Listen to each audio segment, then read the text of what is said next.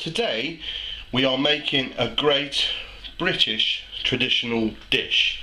Now I don't want you turning off, I want you to watch this all the way through, because we're going to transform this, which is a pig's pluck, which is its liver, the lungs and its heart, and we're going to make some great British traditional faggots. Yes, my American friends, I said faggots. There is no other name to call it. You could call it, I suppose, a meatloaf, but over here it's a local delicacy from up in the Black Country and we call it faggots, so it's no sniggering. So what I've got then is I've got the pig's pluck, like I said, the heart, the liver, the lungs. We're going to use the lungs. Now the lungs have no real nutritional value, but they add a good texture and make the faggot light. Over to my left I've got some onions, some nice fatty pork, cut a belly pork, and then here, this is the smart part, this is caul fat.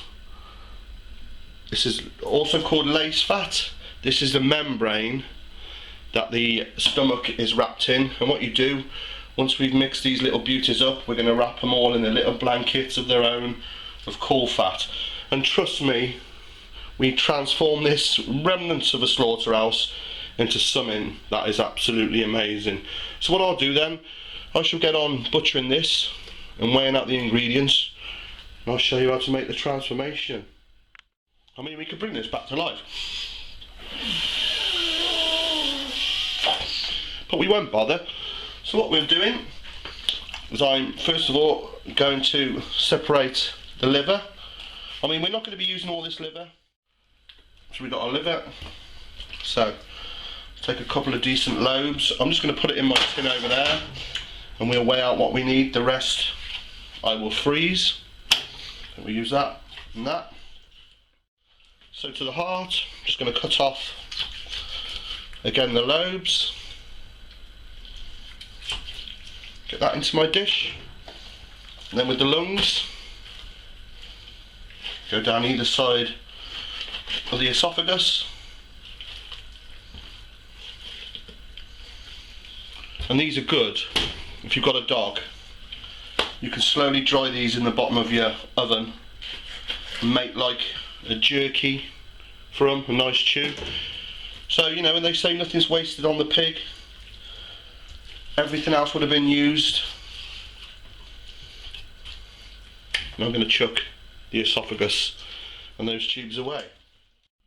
So all I've done so far then is I've cut up my heart, got my lungs, and all this is going to go straight through the mincer. I've got 2 pounds, pretty much a kilo of skinned and boned belly pork, just cutting it into bite-sized chunks to get through the mincer,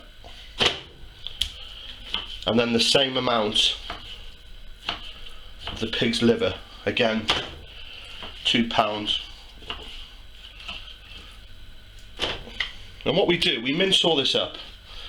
We add some onions, which we mince as well, and then we make up just a little seasoning mix using dried herbs, because they work the best in these. Some dried thyme, some dry sage, some mace, some nutmeg, some salt, some pepper. That is pretty much it. That's the beginnings of our mix. I'll just put this through the mincer. So on a coarse plate on your mincer then, we're just going to put the ingredients through.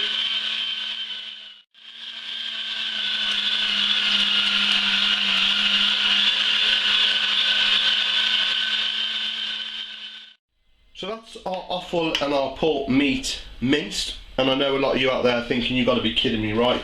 But trust me, stick with this. This is the art of the butcher personified. You know, the guy, he can take parts that would normally have been thrown away and make a great meal out of them. So what I'm going to do now is I'm just going to mince through a pound of onion. Now that's what you call a bowl of food. And I'm afraid what you've got to do now is just get your hands in and mix it, and we're going to add either breadcrumbs or oats or, you know, sausage making rusk, just to dry that out a little bit. and I'm going to use some oats. Then we go with the oats. About 100 grams there, just to see how that goes. Get it in. Smells amazing, believe it or not, and we haven't even added our herbs and our little bit of spice. I think we need some more oats in. Yeah, granted it's not the cleanest of dishes, but these truly are something special. I absolutely love them. So you want to be adding enough breadcrumbs to it so you can make a nice ball like that. Beautiful, and it will stick together. So what I want to do now is I want to add my spices and my herbs. So I'm just going to put a bit of nutmeg in, plenty of sage, some thyme, just a bit of ground nutmeg, some nice white pepper, and a good pinch of salt. And it's just hands in now. Give it one final mix. They smell amazing. So for my next trick then, it's basically in a bowl of warmish water, get a decent handful and mould your faggots into shape. Now, I won't show you me doing all these, I'll just do a couple quickly, and I'm going to show you how we use the caul fat, which is that natural fatty membrane that holds all the stomach in, which is self-sealing, believe it or not, and we wrap each one of these lovingly in a caul blanket. Now it's time to tuck these beauties in. So we get some of this caul fat, which has been soaking in cold water. It's a fantastic product. Just be careful with it. And what we do, place a faggot in the centre of a piece, cut it gently, and then just fold it over, and you're left with that lovely neat package. And we just repeat until we've got enough to fill a baking tray. So a nice square of caul fat then, plonk your faggot in, you watch it just wrap itself around, and it seals itself. And that, being fat, melts away as it cooks, holds it all together, and all those juices. I mean, that's a million miles away from what we started with, but you wait till we see the finished product. Well, it's time for the big reveal, and here's the big transformation. From that big hunk of offal and meat, we end up with these beautiful faggots wrapped in that coal. Like I said, a million miles away from what we started, and that is the art of the artisan butcher. You know, can take much underused, abused cuts, livers, lungs, and turn it into something like this. Now we're going to cook them. So I've set my oven at gas mark 4. If you look up there, you'll see the conversion. I've just put a spot of water in the bottom to stop them sticking. I'm going to put them straight in my oven for 50 minutes. Then we're going to baste them a couple of times because all that fat will break down. Then what will come out will be beautiful brown little dumplings of faggots. Yes, faggots, my American friends. Okay then, the moment we've all been waiting for. I've left these in now for an hour and 10 minutes, and that is what you get. What a fantastic looking tray of food, and it would be rude not to try one. As you can see, that's made a lot of food. Let's move it out of the way. Now these are fantastic, straight out of the oven. Let's just cut into one.